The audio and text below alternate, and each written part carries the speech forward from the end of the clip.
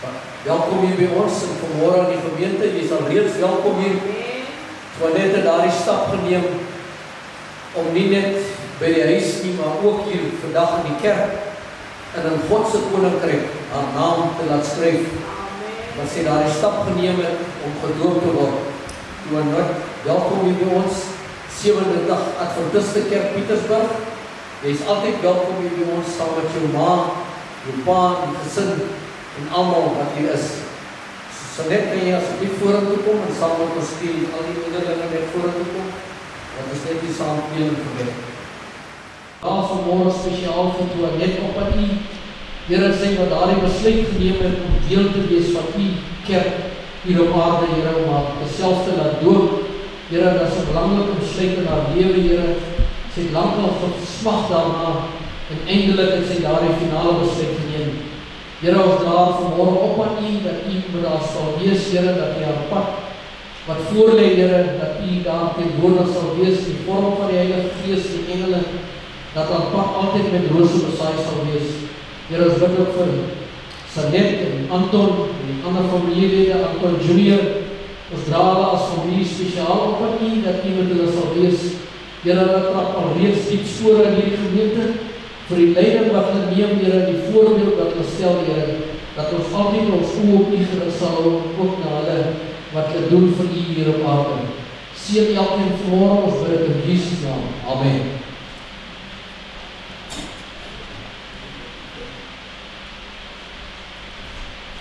Ons wil net vra dat ons net die ja stem vir Toilet. Ons wil dan net vir haar amptelik voorstel aan die gemeente. Kan ons 'n stemming kry dat ons al aanvaar, almal ten gunste. Toilet, vanmôre is jy volwaardige lidmaat van die 7de dag Adventiste Kerk Pietersburg. Baie geluk.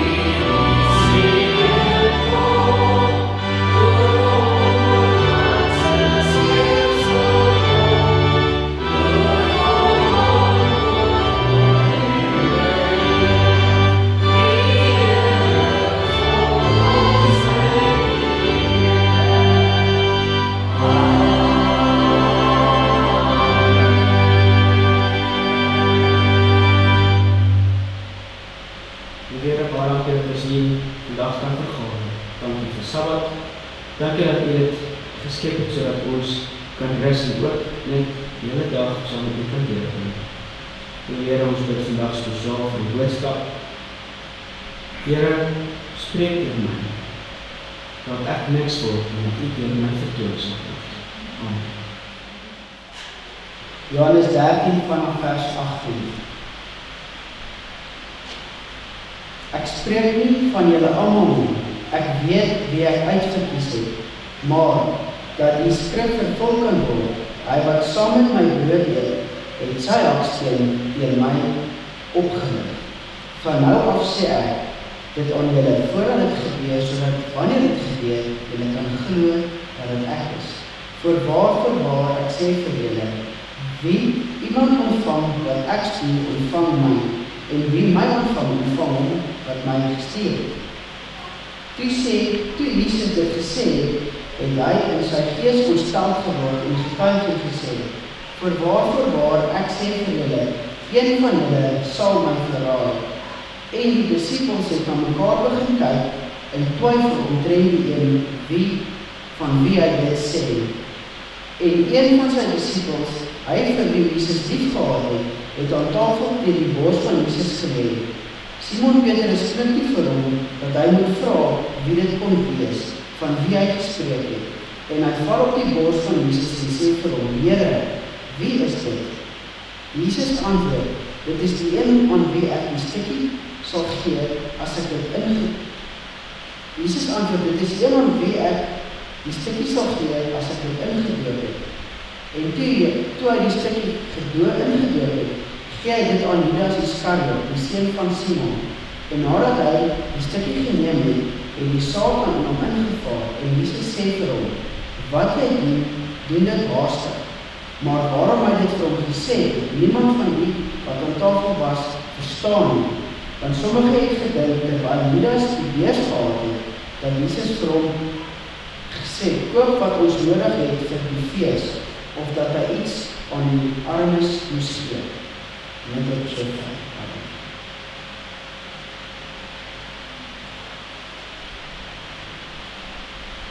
Dit is ook in die Here nie vir jouself en sin van die ondersede.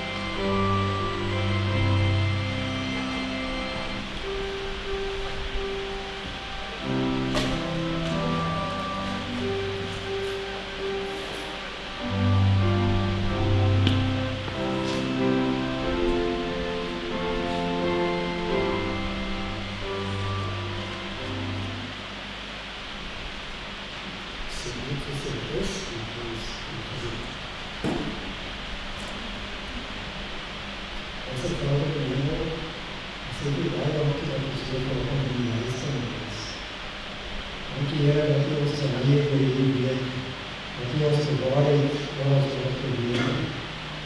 Dat ons sien elke dag die goedheid van U in ons lewens.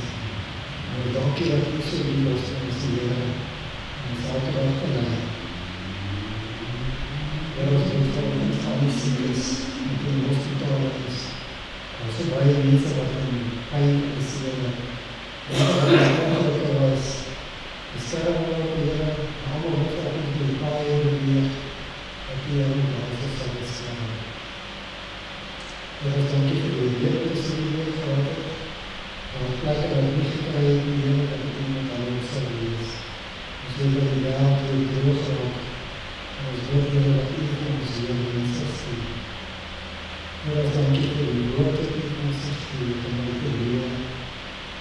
En dat U ons weer U wete aan die leer. En U ons sal leer. Dat ons harte ook nie vir U sal stuur. Wees vandag met naam te leer, dat ons die boodskap sal bring. Dat U ons sal leer, geef ons die kracht dat U nodig het. Heer, dankie vir die onvergouwelijke geordens aan U gestuur. En dat U ons sal sien tot uitbreiding van U heilige naam op hierdie wêreld. En ons bid dat U dat alles sal gebeur. En dat ons gereed sal wees as U kom om ons te vermaak. En dat ons nie bestaan sal staan as U kom in die Here. En dat ons nie sal staan wegloop van U afloop. Heer, geef ons nou die kracht om U aan te neem. Maak ons harte oop vir U. Heer, wees met ons vriende, ons families, dat U ons sal leid. Die tyd is min lewe. En dat ons nou alles sal bly so wat ons het. Wij het vir die Sabbat se verwachting. En ons wil in Jesus se naam. Amen.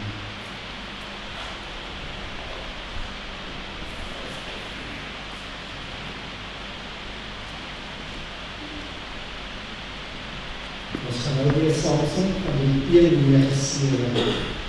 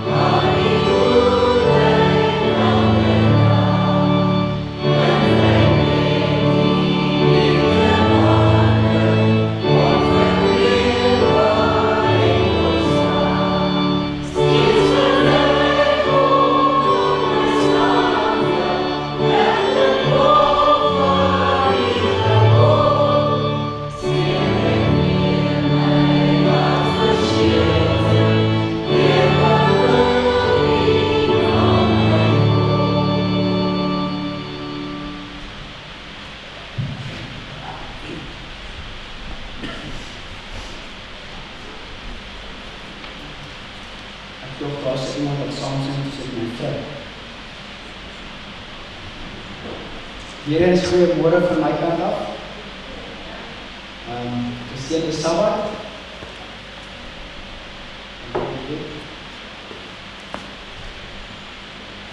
Ek hoop eendag sal die Here my die gawe gee om my preke te kan onthou, te memoriseer, sodat ek dit nie van papier af te lees en te volg nie, want baie keer as jy eens afkyk om te lees, dan vergeet jy, dan moet jy ander lees en dan voel dit of nie regtig interaksie met die mense nie, maar dit is seker maar die stress en verskomming van mense tot tyd. So ek het baie respek vir mense wat sonder 'n nota papier die voor kan staan en die boodskap dra. Maar ek glo die Here lei ons nog steeds ongeag hoe ons die boodskap bring. Solank dit net van hom kom.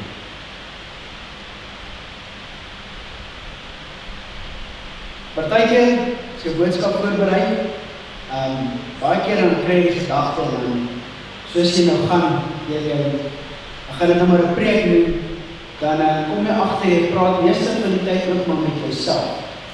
So, ek preek vandag vir myself, en ek bid ook dat daar iemand is, wat dalk soos ek voel, die ek aan die boodskap kan leer. Die tema van my boodskap, of my gedagte vandag, is bedagsaamheid. En ek wil graag na die jonger mense kyk. Shadray, Ankoel, Pas Anton, wie mis ek? Ek mis iemand, Toinet. Geluk Toinet, ons is bly is. En ek wil graag vra, of een van julle weet wat beteken bedagsaamheid. Weet julle? Weet jy Toinet, Shadray? Weet jy nie? Ankoel? Interessant. Anton? Nee, oké, goed. Wel, die betekenis volgens die woorde sê, aan ander mense dink voor jy optree. Dan is dit ook as 'n byvoeglike naam word dit geskryf bedagsaam. Dit is 'n vergrotende trap, soos trappe van vergelyking, maar dan beteken bedagsamer. Dan ook die oortreffende trap wat beteken bedagsaamste.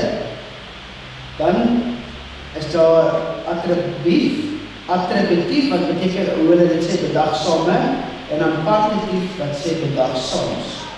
So dit is om aan mense te dink voor jy optree, om ander mense in ag te neem. So my geheeteks het julle dalk al van tevore gehoor. Ek hoop julle sê ja, want oom Patrick het dit gebruik in sy vorige preek in November. En met die gedagte toe ek lees, sy tema was die Judas en my as ek reg onthou. Het ek gedeelte my hierdie teks bygeval en dit het by my gebly. En dit is hoe Jesus bedagsaamheid toon teenoor sy disippels, maar nie net die goeies nie, selfs die een wat hom sou verraai, het hy met liefde en omgee hanteer. Johannes 13 vers 26.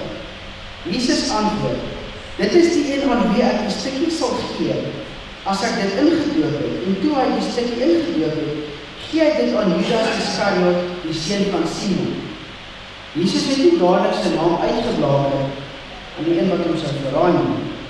En nadat hy die stukkie geneem het die Satan in hom ingevaar, en Jesus sê vir hom, wat jy doen dit haastig. Om weer kind te wees, mis ek baie. Om weer kind te wees, wie anders wens hulle was weer kinders? Ek is so bly ek is nie alleen. Hoekom? Minder bekommernisse? Geen sorge. Ek was my pa se bekommerd. Lekker gespeel. Nou ek het hier geskryf, minder probleme, minder verantwoordelikhede. Ons is ouers wat na ons omsien. Ek wou byskryf ook minder geld. Daarom kom ek agter, ons is baie gelukkiger as kinders, ons het nooit geld gehad nie. So miskien is geld die probleem van al ons probleme. Ek weet. So, ek het teruggegaan met die gedagte toe oom Patrick hierdie boodskap gebring het, en dit het my baie geval hoe my dag saam Jesus opgetree, en ek het teruggedink aan een van my, want weet, wat is die verskil tussen 'n verhaal en 'n storie? 'n verhaal is waar, 'n storie is onwaar. Okay, teruggedink aan 'n verhaal van my skooljare. Ek was standaard 4, en ek kan nie dit was 2001. Op laerskool was ek 'n broodjiekind. So, ek weet nie of julle weet wat 'n broodjiekind is nie. Anko Shadra, weet julle wat is 'n broodjiekind? Ek kan nie dit glo nie. Toanne, julle is goed. Ek gaan julle vertel wat 'n broodjiekind is vir julle jonger kinders, wat nie weet nie, maar ek sien sal net 'n idee waarvan ek praat. Dit is iemand wat nie altyd brood gehad het as hy skool toe gegaan het nie. En ook nie regtig enige kos gehad het om te eet vir skool nie.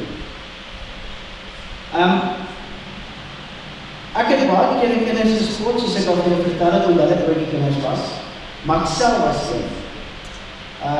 Sommiges het gelag en sommiges het net omgedra en weggeloop as ek gespot het. En ek het nie veel gedink van al hierdie dinge nie, want dit was wie ek was. So, daar was baie broodjie kinders, ek was een van hulle. In my geval was ek nie 'n broodjie kind met ons nie kos gehad het in die huis. My ma het vir my gesê, as ek op 2 broodjies sê, dan pak ek dit self. Dan het ek keuse, of ek pak 2 broodjies met peanut butter of stroop, of jam, of al 2, maar dit is wat al was, vir skoolkos. Of ek wag tot by die skool en ek kyk wat in die kerk vandag afgewaar vir kinders om te eet. Maar die opsie is maklik, want hoekom moet ek in my eie brood bak, as iemand anders het vir my gaan doen? Kyk, die dag sal mis ek nie. So, ek het deel van die broodjie kinders saam met hulle geëet. En soms was daar lekker broodjies, maar soms ook het ons stroopbroodjies gekry.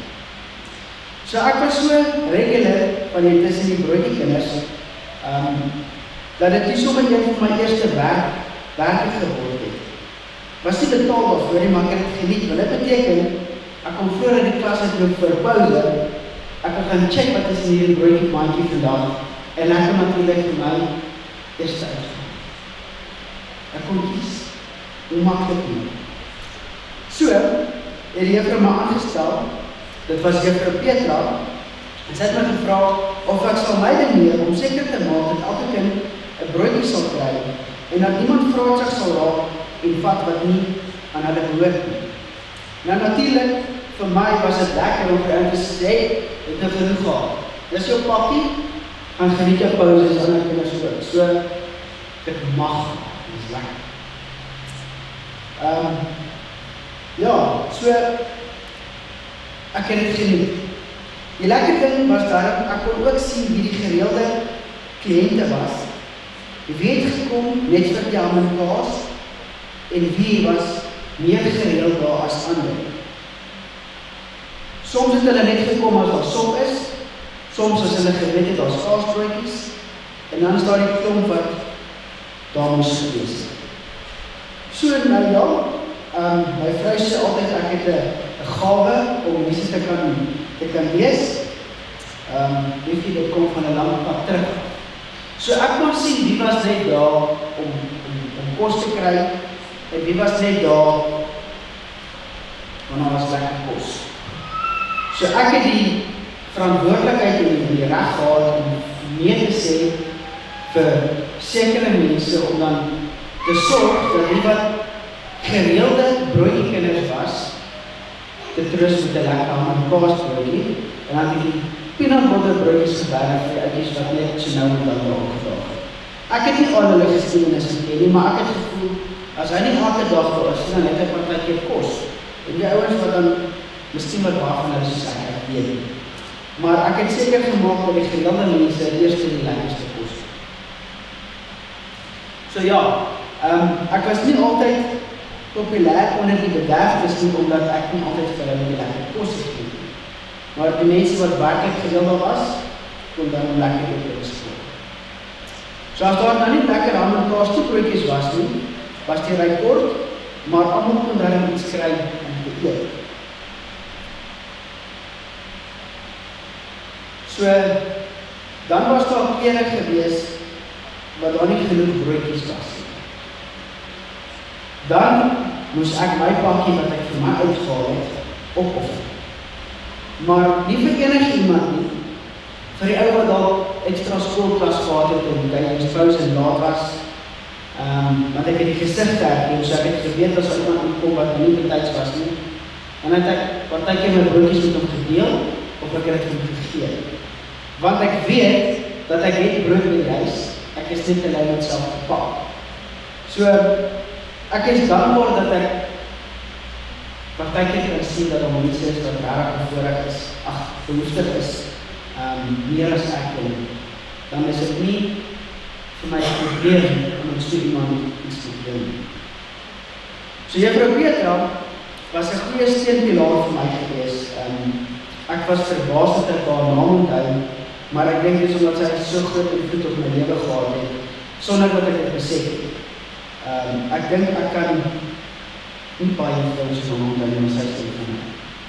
So Juffrou Petra Nel het vir ons Engels gegee en sy was my voogdonderwyseres in graad 6. Ek kan nie onthou dat wie was ek in graad 7, maar ek dink dit was 'n meneer in die klas ek ook al daar stout was. So ek het 'n vriend gehad, op daardie oomblik was dit vir my soos 'n goeie vriend, want ek het nie vriende gehad nie. En hy het 'n redelike sterk invloed gehad op mense. So, in my dae was Coke 'n ding wat jy net gekry het as jy baie geld gehad het, of as jy bereik mense goed het.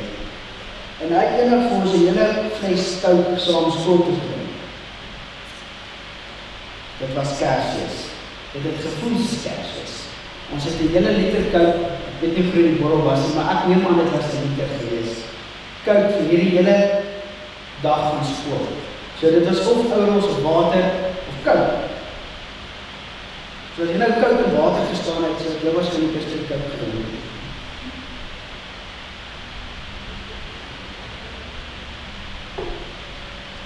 Heel opgewonde, ons het Coke gedrink. Nou ek het gewik en weer gesag en ek so mooi as moet ek probeer oordra, sonder om aanstoot te gee of iets. Maar toe ek my eerste slikkie Coke vat, en besef ek, dis nie net Coke nie. Ek het dit nie voor die tyd gegeven. Maar ek is 'n vriend, ons hou geheime en ek het stil gebly. En die dag het aangegaan. Toe besluit ons nog waar ons pauze gaan sit en ons broodjies sit en ons Coke drink. Dit was nie lang nie. Glad nie lang nie. En net ek en my pel het van hierdie 1 liter Coke gegeet. Toe staan Juffrou Petra langs ons. En ek kan nie al gesigsuitdrukking aan julle oorvertel nie, maar ek sien dit. Hoe sy my so, ek was kort, ek was baie kort, so afblik, ons in ons oor kyk, daai fles vat en so vir ons toe uitgeet. Soos, julle gaan nie die gedrink nie, sê sy vir ons. En ek kon die kwaad, die bang, die teleurstelling, die liefde, alles in haar gesigsuitdrukking gesien het. So erg, dat toe sy dit uitgooi, was ek glad nie eens kwaad van. Soos in, nie die minste nie. Ek was teleurgestel, want wat gaan ons nou drink? Maar ek was nie kwaad. En ek het besef wat sy gedoen het, en dit was goed gewees. Ek het besef dat, as sy ons nie gevang het nie, sou daar baie meer gevolg gewees het, as die klein raassessie en droomond vir die soe dag. Maar ek is dankbaar daar, want ek het iets geleer daar. Ek het dadelik besef wat sy gedoen het. So met al die bedagsaamheid in my, wat ek gehad het, in die feit dat ek die kinders versorg het, door die broodjie groepie gang wat ek gehad het, wat ek vir my kos gee, alhoewel ek nie die kos self gemaak het, en was het my werk om het uit te gee.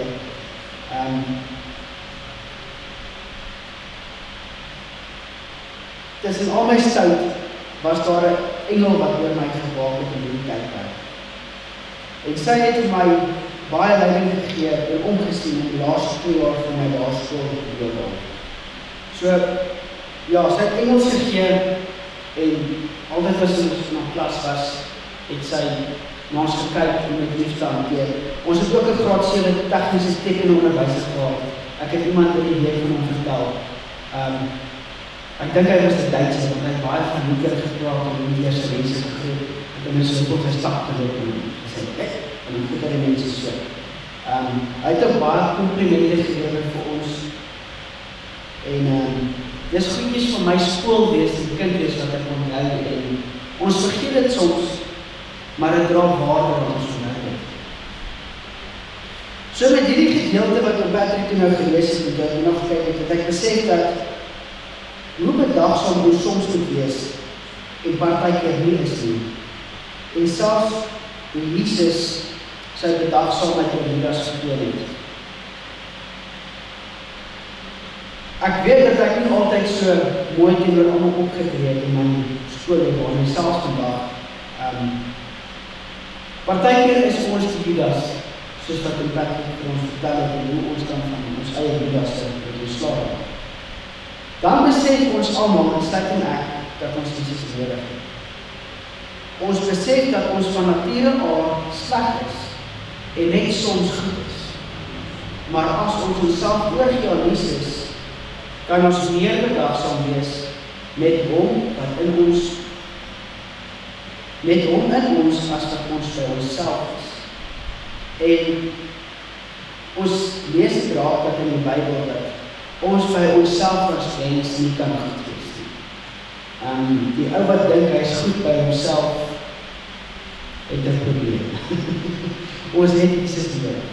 So ek wil graag hê ons moet na 'n paar gedeeltes kyk waar Jesus bedagsaam opgetree het teenoor mense, teenoor die volk. En dan moet ons onsself indink, hoe bedagsaam is ons in sekere omstandighede en situasies. So die eerste gedeelte is Matteus 8. En die wat Bybels het, kan saamblaai na Matteus 8, vers 1.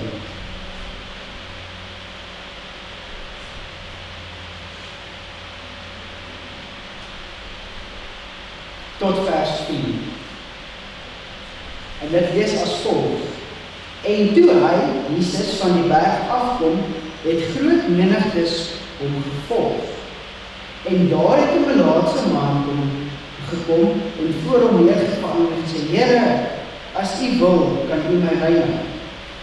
Daarop steek Jesus die hand uit en raak hom aan en sê, ek wil, word gereinig, en dadelik is hy van sy melaatsheid gereinig.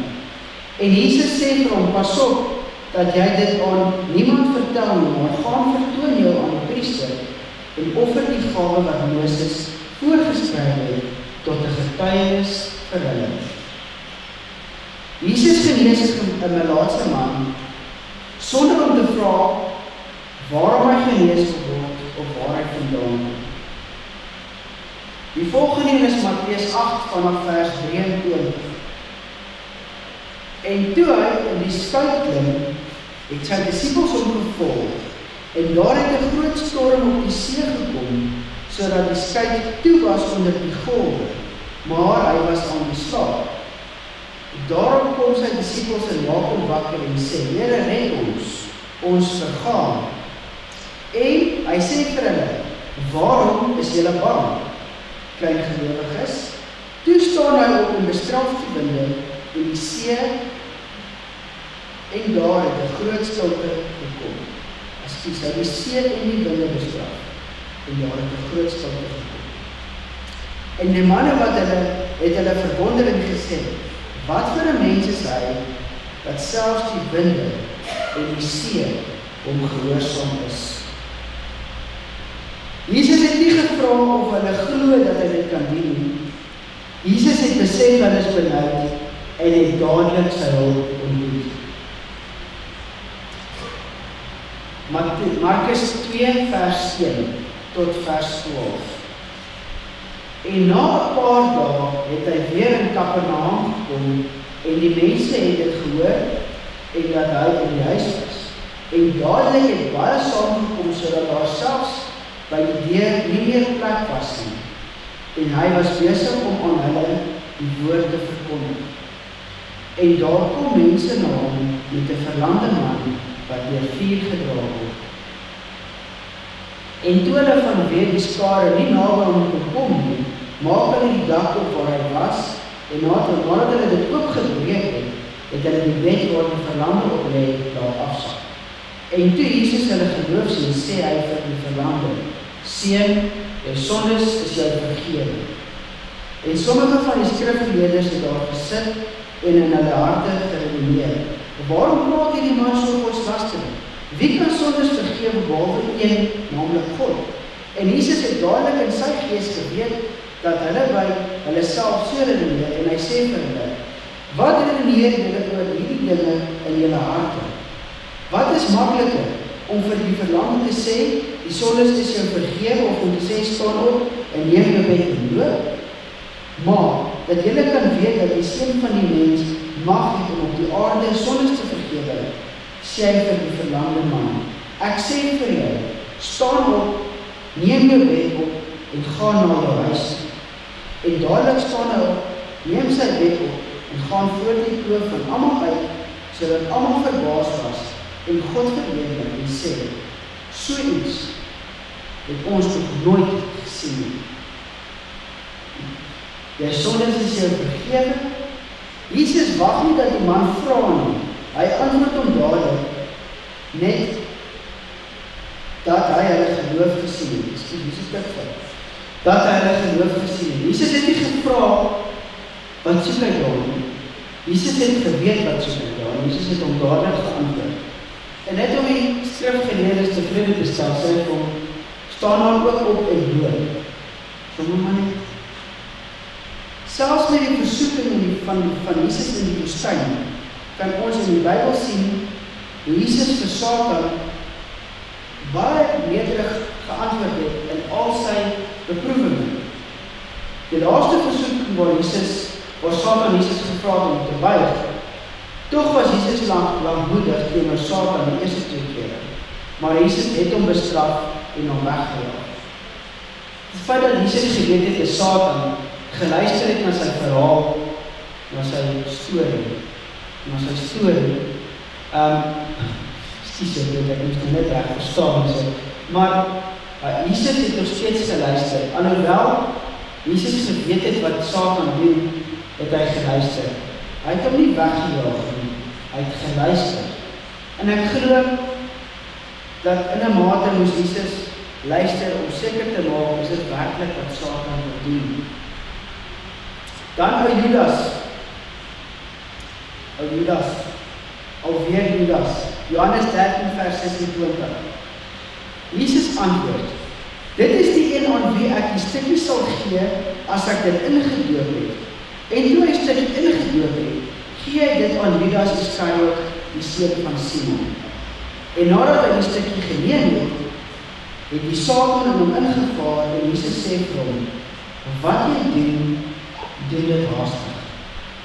Maar waarom hy dit vir hom gesê, het niemand van die wat aan tafel was verstaan. Nou, my brein is nog nie lekker met hierdie gedeelte nie.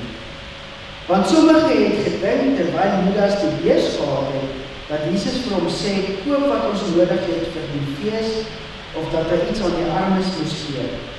Toe hy dan die stukkie geneem het hy dadelik uitgegaan en dit was nag. Nou, selfs toe om Patrick hierdie gedeelte gelees het hierdie my baie gepla. Jesus het aan tafel voor elke disipel die waarskuwing gegee met 'n leidraad wie hom gaan verraai. Dis aan tafel, so as ek vat, as ons 'n gemeente het en ons is almal op 'n tafel, kan ek al die gesprekke optel waar die mense praat wat rondom my is. Ons is almal ons eie belange, ons het almal ons eie gesprekke wat ons voer, so ek kan almal hulle dalk net met 'n halwe oor geluister, maar Jesus was in die vertrek en almal het na Jesus geluister. Dis wat die verhaal vir ons sê. Jesus gee die waarskuwing, die disipels sit daar voor hom. Jesus gee die brood vir Judas en die disipels besef nog steeds nie wat hy gesê en die gedoen het om dit in mekaar te sien. Ek verstaan dit nie. As ek hier sit, en ek hoor, iemand praat daar agter of langs my, en ek hoor wat hulle praat, het betrekking iets wat slegs is, dan luister ek oor hulle praat, en ek weet wat aangaan. Die disciples het dit nie dadelik verstaan, en ek weet nie hoekom nie, ek weet nie. Maar, miskien was die Heilige Gees betrokke, want as hulle dit dadelik geweet het, sy Judas dalk nie kon doen wat hy gedoen het nie, en die profesie sou dalk nie vervul word. So, ons is nou maklik nie wat ons kan sê, maar hoe die disciples het nie opgedaan, ons was nie saam op die tafel nie, maar het pla my dat hulle geluister het, maar nie gehoor het. My ma sê altyd van julle luister maar julle hoor nie. En ek dink, dit is presies wat daar gebeur het.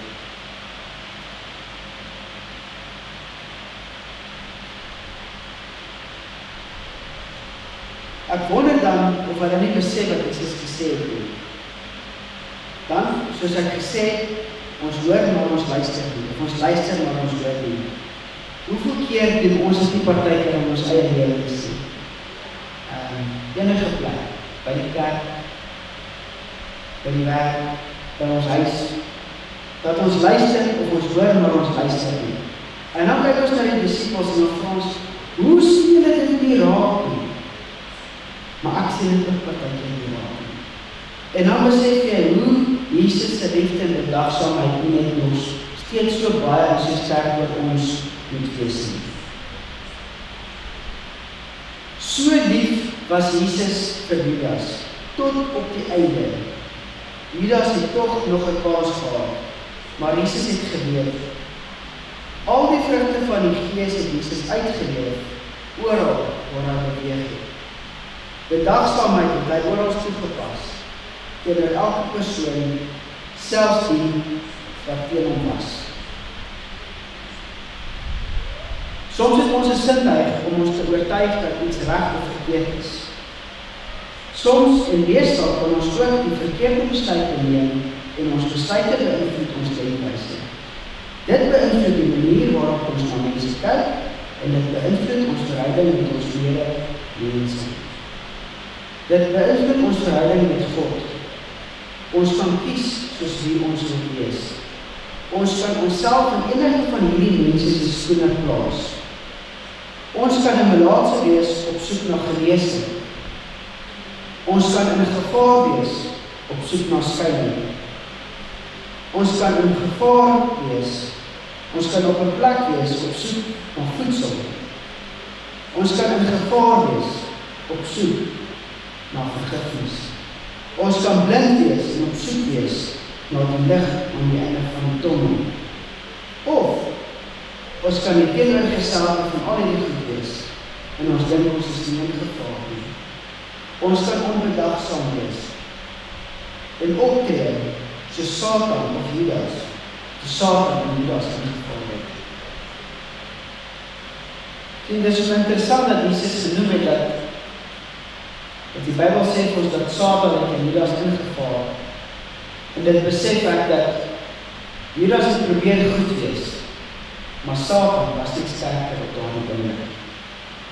Ons kan dan onvriendelik wees, onnadenkend, onbeskof, onedelik. Sorry Janelle, I don't know what these words are in English. Ons kan kies of ons bedagsaam of onbedagsaam wil wees. Ek is dankbaar dat Juffrou Petra die bietjie goed in my kon raak sien. Ek is dankbaar dat sy gesien het dat ek moontlik bietjie eienskappe het, die gawe om goed en sleg raak te sien, die gawe om bederfde kinders tussen onbederfde kinders te kan uitken, die gawe of die behoefte, die gawe om vir mense wat regtig behoefte het rondom 'n hongersnood of hongerte eers te voorsien as mense wat dalk net agter die lekker het. Ek is dankbaar dat sy bedagsaam opgetree het toe ek stout was en ons beskerm het in 'n groot gevaar wat ons dalk nie daai oomblik besef wat nie. Ek is net so dankbaar dat die Heilige Gees my gelei het en die wysheid gegee het om vir haar nie kwaad te gewees het in hierdie geval. Nou, partykeer raak ons ouer, ons word groter, sekere dinge maak nie meer vir ons sin gemaak het as kinders. En ek dink, soos julle almal julle hande opgesteek het, kan ons terugkyk en ons kan sien, dit lyk of ons baie meer onskuldig was, hoe jonger ons was. En hoe ouer ons word, hoe meer het ons probleme geraak. Partykeer wonder ek hoe dit sou gewees het om net te bly glo soos 'n kind. Maar ons raak nie jonger nie. Ons leer goedes aan, ons studeer om slimmer te word, dan word ons werklik slimmer is die vraag. Leer ons in 'n beroep aan, leer ons meer twyfel aan, wat leer ons aan hoe ouer ons word? En ons het vanoggend ook gekyk in die leerklas dat, wat kan ons, waar het die storie gegaan? Dit was Asa, koning Asa, wat goed was in die oog van die Here, wat 'n weermag gehad het van oor die miljoen, en hy het ook hoogmoedig geraak, en hy was nie meer gewees nie. En die gedagte wat ons opgetel het is dat, hoe sterk en waar is jou fundament? Waarom is jou fundament gesement? Ons as ouer mense, van julle is ouers, ek het net honde, so ek kan nie sê ek is 'n ouer nie, maar daar's kinders wat na ons opkyk. Daar's kinders na wat na ons almal opkyk. Dan vra ons onsself af, hoe hanteer ons onsself voor hulle? Dan kan ek nie die regte woord nie. Hoe tree ons op voor kinders? Hoe tree ons op voor mekaar? Tree ons bedagsaam op? Tree ons op met die vrugte van die Gees? Of is ons maar net die selfsugtige mense wat ons geskaap is om te wees? Hoe opreg wil jy wees as Jesus kom? Dis 'n vraag wat ek wil hê jy moet aankyk. Nog so 'n bietjie kyk. En dan gaan kyk ons na Jesus se leefwyse en ons vra onsself af. Hoe gaan ons optree teenoor ons naaste? Hoe tree ons op teenoor die mense wat nie bedagsaam optree nie? Is daar 'n manier hoe ons bedagsaamheid aan hulle kan toon? Of kan ons ijskoud optree? Kom ons wag eerder nie om ons verhouding te versterk nie. Kom ons leer om bedagsaam te wees teenoor mekaar en teenoor vreemdelinge op ons pad en teenoor ons vyande. Kom ons hou nie op om die behoeftiges te voed nie. Kom ons hou nie op om te sien wat daar fout is nie. Kom ons maak soos Jesus. En ons vra nie hoekom nie. Amen.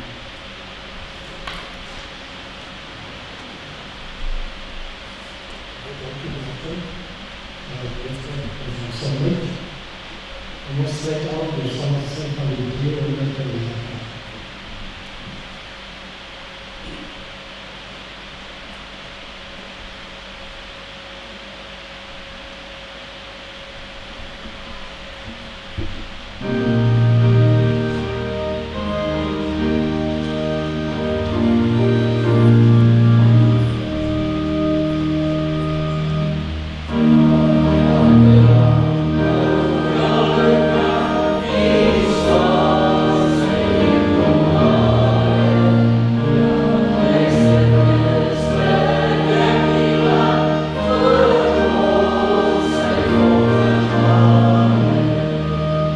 Oh